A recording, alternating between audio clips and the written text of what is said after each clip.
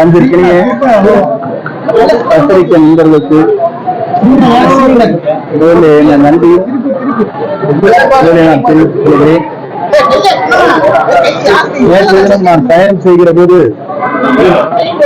ஹரித்துவாரம் செல்கிறேன். இடத்திலே கூறிவிட்டு சென்றேன். நான் டெல்லி சென்றவுடனேயே எனக்கு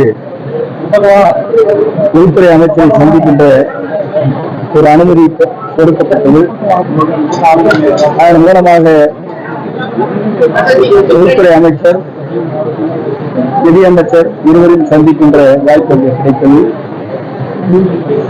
இன்றைய அரசியல் சூழலை பற்றி கருத்துக்கள் பரிமாறப்பட்டன.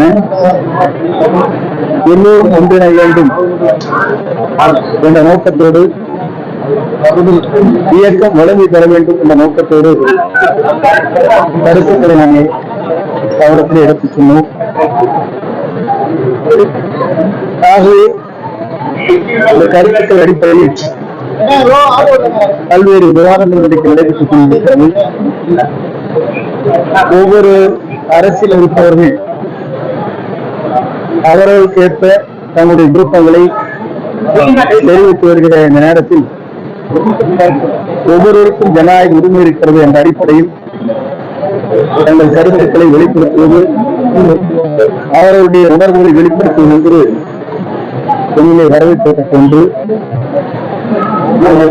அதே போல அங்கே உள்துறை அமைச்சரை சந்திக்கின்ற போது அங்கே ரயில்வே துறை அமைச்சரவர்கள் அங்கே வருகின்றார்கள். அவரத்தை ஈரோடு புறப்படுகிற நம்முடைய எக்ஸ்பிரஸ் ஏர்கார்ட் அங்கே முதலில் இருந்த நேரம் 10 மணி அளவிலே புறப்பட்ட நேரம் என்று. ஆனால் அது இப்போது முன்கூட்டியே செல்வதன் காரணமாக அங்கே பொதுமக்கள், வியாபாரிகள், மாணவர்கள் செல்வது கொஞ்சம் கடினமாக இருக்கிறது. காலை 3 மணி அளவிலேயே இங்கே சென்னை சென்று விடுகிறது. அந்த நேரத்தை நீங்கள் மாற்றினால் பெரும் உதவியாக இருக்கும் என்று நான் சொன்னேன். அப்போது அவர் உள்துறை அமைச்சர் அவருடைய லான்ச்சிலே இருக்கின்ற போது, தனியாக இருக்கின்ற போது அதை சொன்னவுடன் அதை குறிப்பிட்டார்கள் என்று சொன்னார்கள். அதை பரிசீலிப்பதாக சொன்னார்கள்.